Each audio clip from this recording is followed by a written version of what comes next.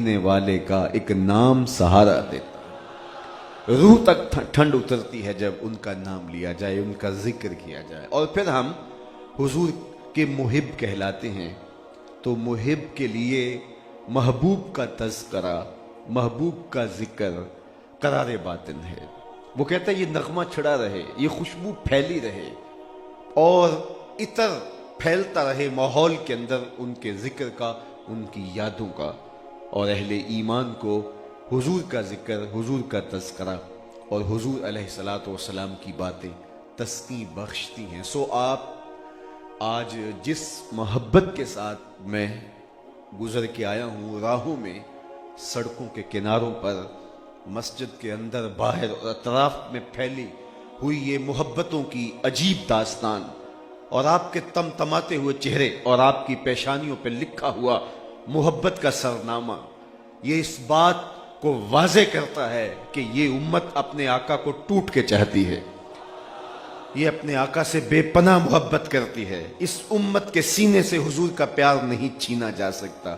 ये सरमाया हयात है, ये जिंदगी का करार है, ये बातिन का उजाला है। और इसी नाम से बज़्म आलम में चरागा होगा।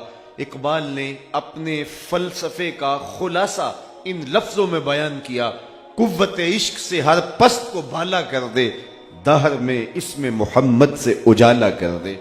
इस दुनिया में जब भी चरागा हुआ मेरे हुजूर के नाम से होगा, मेरे हुजूर के जिक्र से होगा। तो आइए मैं और आप उस नबी का तज़किरा जां फिजा करते हैं जिनके लिए बज़्म आलम तख्लीक किए गए। आओ मैं तुम्हें पहले मस्जिद नबवी के सहन में ले चलता हूँ। हुजूम आशिक़ा है, एक मजलिस बपा है। हुजूर हुजरा नूर में बैठे हैं तो वहां से उठे और मस्जिद नबवी के सहन में आए और सहाबा से आके सवाल किया, मा अजलसकुम, क्यों बैठे हो?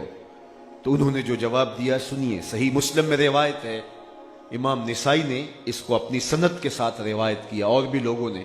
मा अजलसकुम, क्यों बैठे हो, मकसद जुलूस क्या है?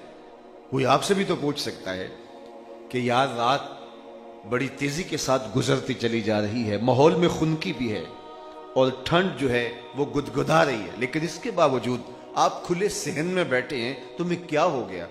तो आप कहेंगे खुशी है आमिना के लाल के तशरीफ लाने के। तो हुजूर आए तो मजलिस में हुजूम आशिक़ा था। तो कहा मा अजलसकुम, क्यों बैठे हो, मकसद जुलूस क्या है?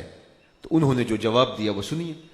उन्होंने कहा जलसना नज़्कुरुल्लाह व नहमदुहु अला मा हदाना लिदीनिही व मन्ना अलैना बिका। हुजूर हमारे बैठने का मकसूद ये है कि हम अल्लाह की हम्द बयान कर रहे हैं, अल्लाह का जिक्र कर रहे हैं और अल्लाह का शुक्रिया अदा कर रहे हैं इस बात पर कि उसने हमें हिदायत दीन अता की और आपकी सूरत में हम पर इनाम किया। आप जो मिल गए, फजले रब्बुल औला, और क्या चाहिए? मिल गए मुस्तफ़ा, और क्या चाहिए? आप जो मिल गए, तो इस पर हम अल्लाह का शुक्र अदा करने की मजलिस बपा किए हुए हैं। बात तो सादा सी थी, लेकिन मेरे हुजूर ने कहा क्या तुम इस बात पे कसम दे सकते हो कि इसीलिए बैठे हो?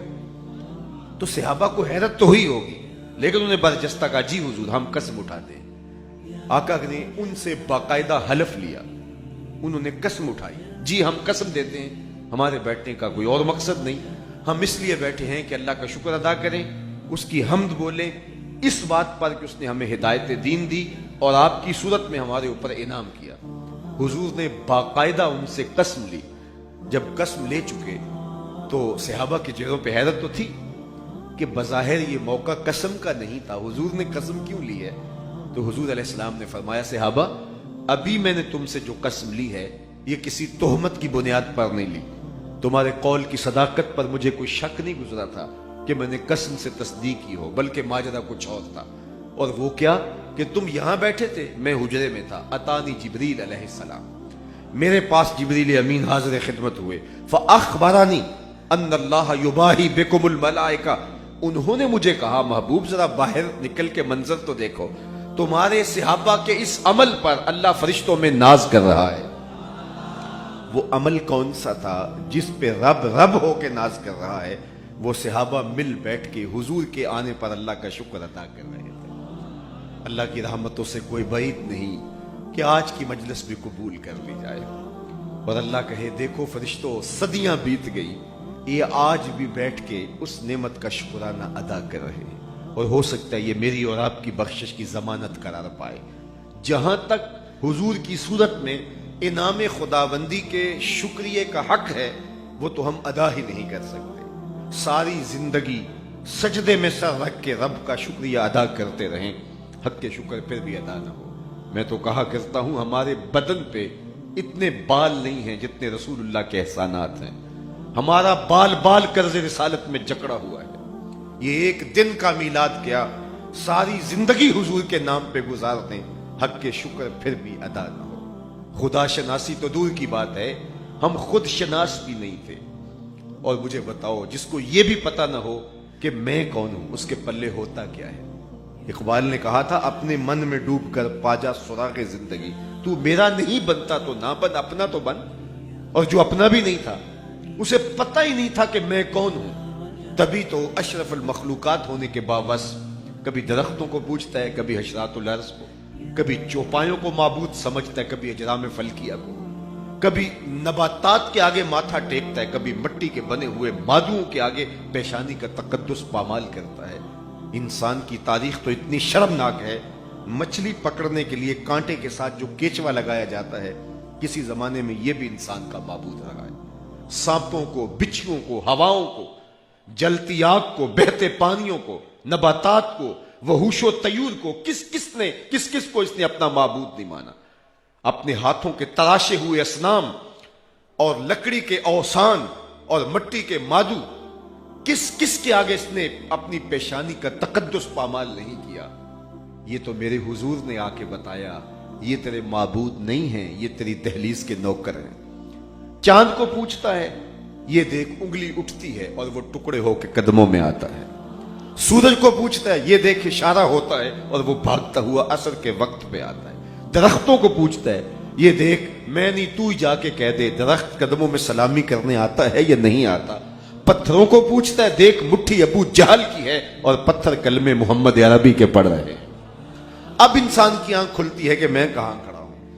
اب اسے سمجھ آئی کہ ستاروں سے آگے جہاں اور بھی ہے، پرے ہے چرخ نیلی فام سے منزل مسلمان کی، ستارے جس کی گرد راہوں وہ کارواں تو ہے۔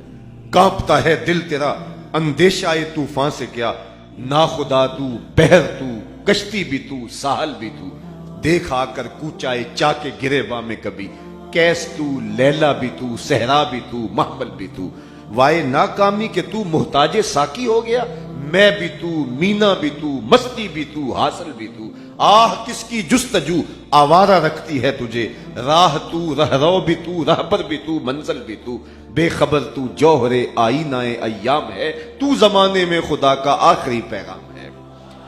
اسے خود سے ملاقات ہی تب ہوتی ہے جب حضور کی دہلیز پہ آتا ہے۔ اب اس کا لہجہ بدل گیا۔ وہ جو پتھروں کو، درختوں کو، اشرات الارض کو، چوپایوں کو پوچھتا تھا، اب اس کا بدلا ہوا لہجہ دیکھیے۔ اب وہ بولتا ہے فرشتہ کہنے سے میری توقیر گھٹتی ہے۔ اب اس کی ٹون ہی بدل گئی، فرشتہ کہنے سے میری توقیر گھٹتی ہے، میں مسجود ملائک ہوں، مجھے انسان رہنے دو۔ اب اسے پتا چلا کہ میں کون ہوں، اسے اپنے آپ سے ملاقات ہی حضور کے در پہ ہوتی ہے۔ سید سلیم گیلانی نے کیا خوب کہا، نہ خرد کی روشنی تھی نہ جنوں کی آگہی تھی۔ ذرا غور کیجئے، نہ خرد کی روشنی تھی نہ جنوں کی آگہی تھی، تیری رہبری سے پہلے یہ جہاں جہاں نہیں تھا، تیری رہبری سے پہلے یہ جہاں جہاں نہیں تھا۔ زندگی کو سارا جمال اور زندگی کو سارا حسن اگر دیا ہے تو آمنہ کے لال نے دیا ہے۔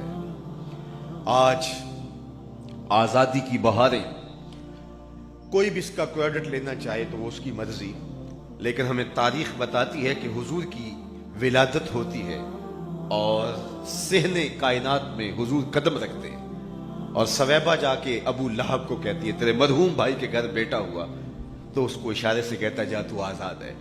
تو گویا حضور نے کائنات میں قدم رکھا، غلامی کی زنجیریں ٹوٹنے لگتی ہیں، اور پھر اتنے طریقے دیے غلام آزاد کرنے کے، قسم توڑ بیٹھو غلام آزاد کرو، کفارہ اظہار میں غلام آزاد کرو، روزہ توڑ بیٹھو غلام آزاد کرو، ویسے ترغیب دی، اس کا ثواب بتایا۔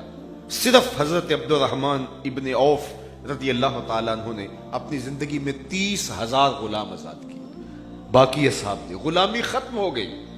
آج انسان آزادی میں سانس لے رہا ہے تو یہ صدقہ ہے محمد عربی کے قدموں کا۔ اگر وہ جلوہ گر نہ ہوتے تو وہی تیرگی ہوتی، وہی ظلمت ہوتی۔